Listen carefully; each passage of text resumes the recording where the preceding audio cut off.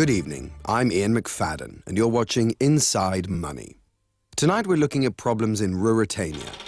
Located far away on the other side of the globe, it's easy to think of Ruritania as an idyllic and beautiful place to live.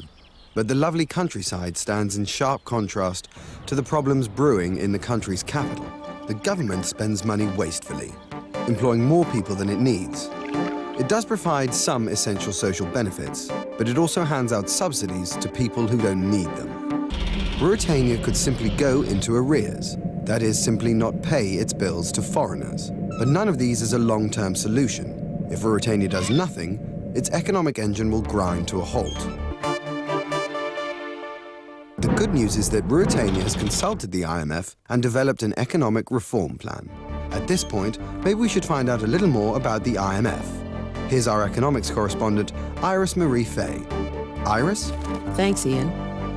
The various reform plans usually involve encouraging growth and opening the economy to outside trade, and taking away trade barriers that unduly protect local industry, stifling innovation and efficiency. And some inefficient state-owned industries may be privatized. It can be painful, but a country in this position really does have to tighten its belt. Thanks, Iris Marie. The final result of all this effort and attention should be an improvement in the foundations of Ruritania's economy, and that will make life better for Ruritanians. This is Ruritania, well on its way to being a strong member of the global economy. Thanks for watching, and good night. Good night.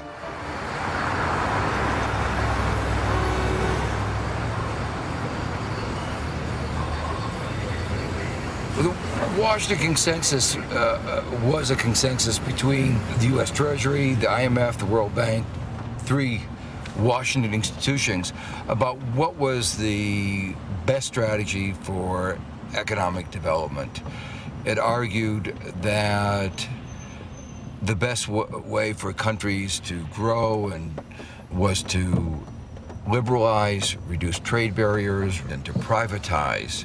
And over the years, the IMF, the World Bank, the U.S. Treasury, all pushed this doctrine of privatization on developing countries.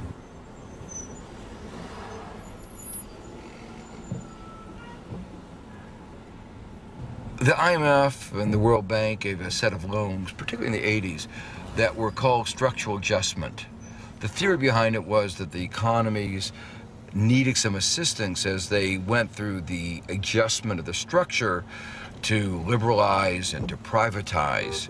But the problem with them was that there were very strong conditions imposed.